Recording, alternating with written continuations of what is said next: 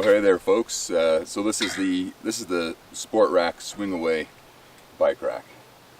I'll just go over its features first, and then its uses and value.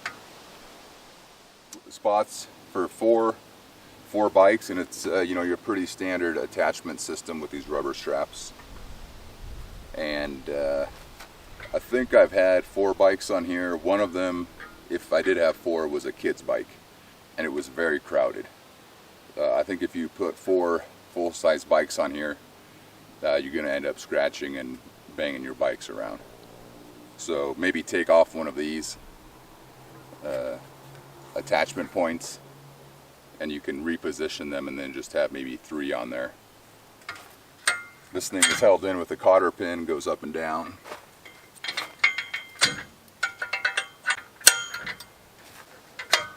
Swings open like this, and then there is down here, it's articulated so that you can open your tailgate without hitting the rack, so that you can see how that swings like that. And then here is you can tighten it so that it doesn't rattle around. So it attaches not with a pin, but with a bolt into a threaded hole, and so it really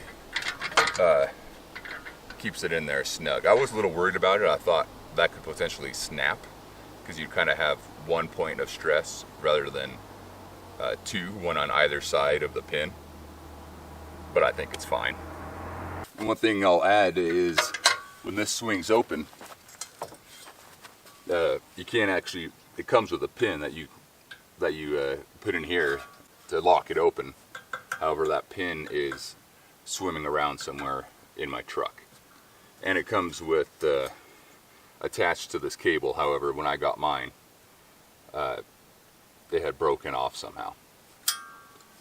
So if you are in the market for a bike rack, you probably know that you have this type where you kind of hang your bike by the crossbar on it, and then you also have that tray variety where your bike just entirely sits, kind of nests. The wheels kind of nest in these trays, fasten it down, and that's great because then you don't have to take off any accessories.